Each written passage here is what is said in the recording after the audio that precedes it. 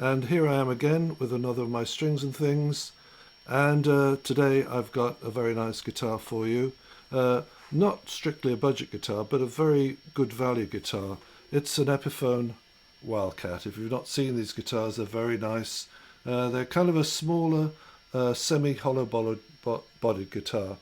Epiphone started bringing these in probably about 10 years ago, maybe a little bit more. So let me tell you a little bit more about this guitar. I've got some notes from the Epiphone website. This is in, by the way, this is in what they call an antique natural finish with a flame maple veneer top and a mahogany veneer back. So beautiful that. And it's actually a solid, otherwise it's a solid piece of mahogany which has been hollowed out in two pieces, in two chambers, bottom and top. So it's not a guitar that's completely hollowed out and a new block put in. It's a solid piece of mahogany. So as I say, it's just to give you some information and about the guitar. It's got a slim taper neck. It's a very nice neck. It's not a satin finish. It's a sort of a gloss finish. The fingerboard material is okumi, and the scale length is 628 millimeters exactly. Fingerboard radius 304.8 millimeters, and it has medium jumbo frets at 22 frets, a nut width of 42.67 exactly millimeters. The inlays are, as you can see, dot, and the joint of the neck is glued in. The hardware finish is all nickel. The bridge, they say, is a lock-tone Tune-o-matic bridge. I think you can see that. The tuning machines are Grover 18.1, very nice machines to tune the guitar with. The truss rod cover is a bullet with an E on it. And the other thing you'll notice about the head of the guitar, it's got this very striking Epiphone feature on it. You can't miss it, really. It's very distinctive. It's a kind of bit retro. And I think that's the whole point about this guitar. It's meant to be a bit retro. The control knobs, they call them the black speed. You can see one there, black speed knobs. And it has a strap button on the shoulder and on the bottom of the guitar. So, yep, you can put it on your shoulder. Now, the electronics is, I think, quite interesting. First of all, the pickups are two identical P90R dog ear classics. There they are. And you can see it's still got the original plastic shielding on them. The controls, I think, on this guitar are very nice. You've got a volume control, I put it here, volume control here for the neck pickup, a volume control here for the bridge pickup. You've got a master volume here, and you've got a single tone control which controls the tone on both of the pickups. And then, of course, a three-way switch for neck, middle and bridge pickups. I really like this configuration. So it's not like the four control knobs on a sort of Gibson or many of the Gibson clone 35s, which have four knobs, of course, a tone and volume control for each pickup, but no master volume. I like this arrangement. I think it's very nice. Every time I play something with the four knobs on, I'm trying to figure out exactly what the balance is in terms of tone for both pickups. It's a long-standing arrangement, and obviously works for a lot of people, but I just think this is a smarter, cleverer way of organising volume and tone control. And of course, that's about it. And of course, this lovely Bigsby tremolo arm on it, which of course retracts back like that, so you can put it out of the way. So really, a really nice guitar, beautifully finished. Fret ends are perfect. The one thing I had when I bought it was the intonation. The nut was very high, and you just couldn't tune it. So I took it back to the shop, as you always should do, and get their tech to sort it for you without actually having to do any other things yourself. So lovely guitar, plays very nicely. Intonation now is very nice. And I expect what you want to hear now is what does it sound like. So I'm playing this through a small Marshall amp, through their clean setting. Everything tone controls are about midway 50% tone controls.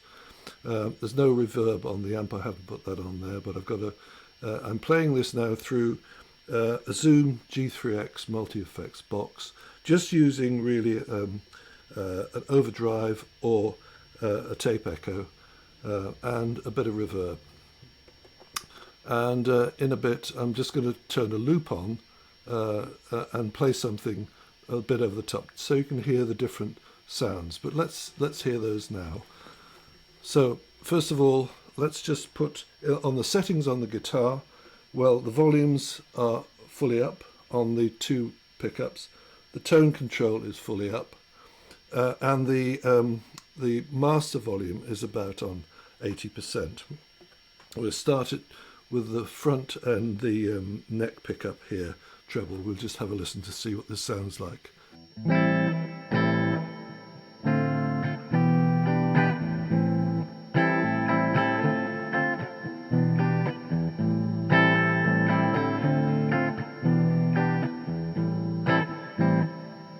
We'll flick to the middle position now between both pickups.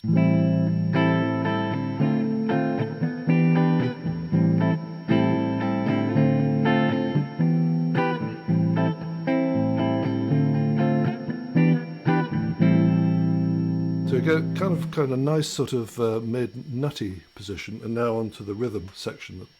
Flip it up there. So now this is the neck pickup.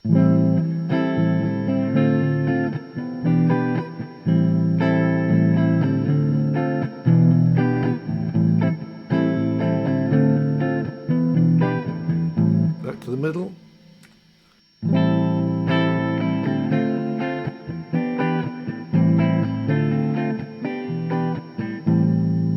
Bridge pickup again.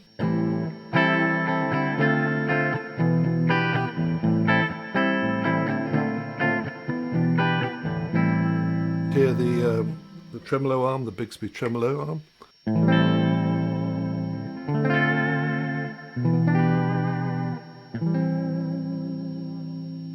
Middle setting.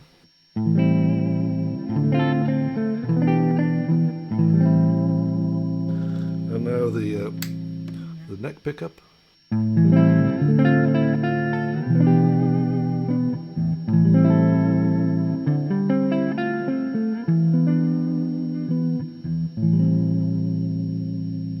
So a very pleasing range of sounds with this guitar.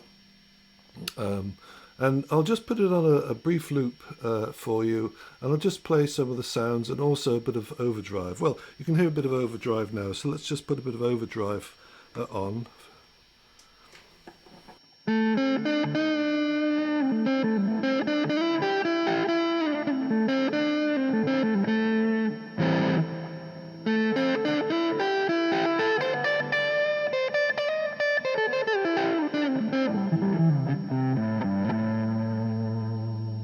So that's on the neck pickup, the middle pickup.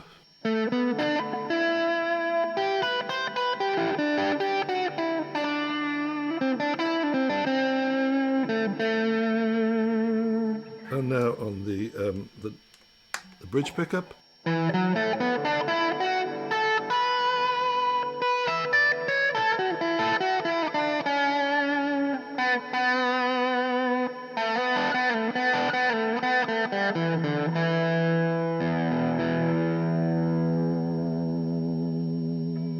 So really nice sound. I'll turn that off now, and I'll just try and do a small loop for you and play a couple of sounds over the top, and then I'll give you a kind of wind up. So.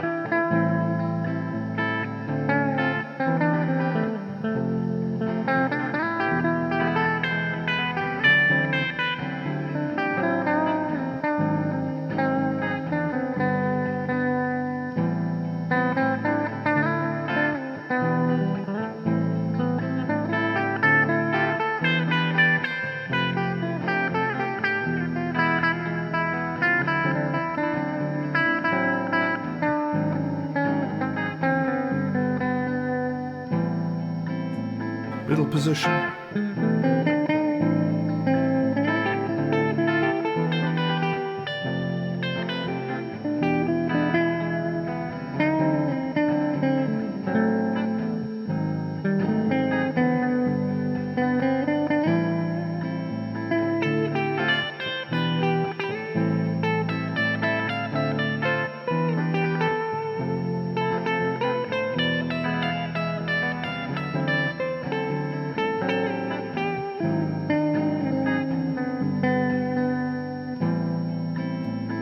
bridge position.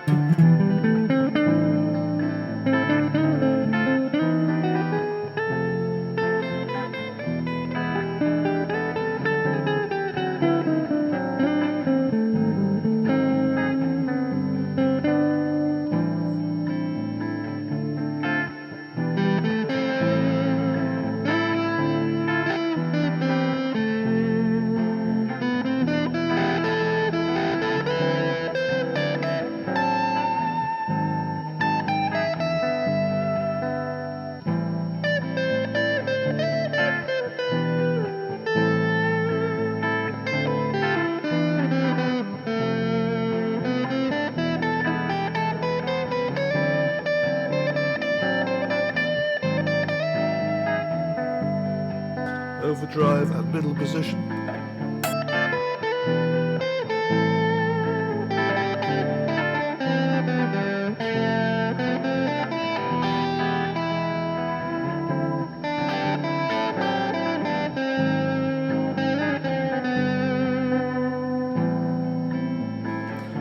Bridge position.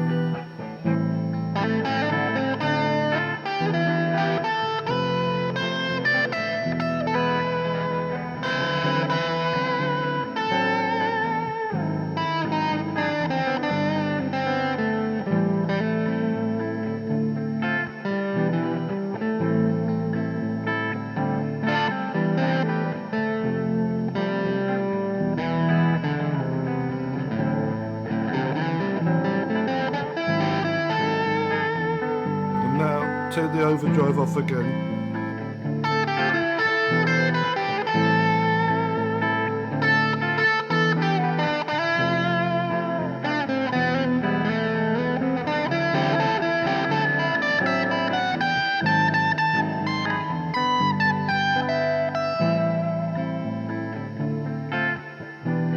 Okay, that's enough of that. Anyway, large range of different sounds you can get from this guitar. I think in the UK at the moment they're available, depending on what model you choose, but around about £400 to £500. You can probably pick them up second hand. But I would think for the money, this is a really nice guitar. It's not too heavy. It's comfortable to hold. It plays really well if the intonation's set up. The Bigsby is really nice on it. I like it. So all in all, this is a really great guitar. So if you're looking for a semi-solid, semi-hollow guitar, this is a really good one to look for if you can find it. So thank you very much for watching this Strings and Things. Again, thank you very much to everybody who subscribes to my channel.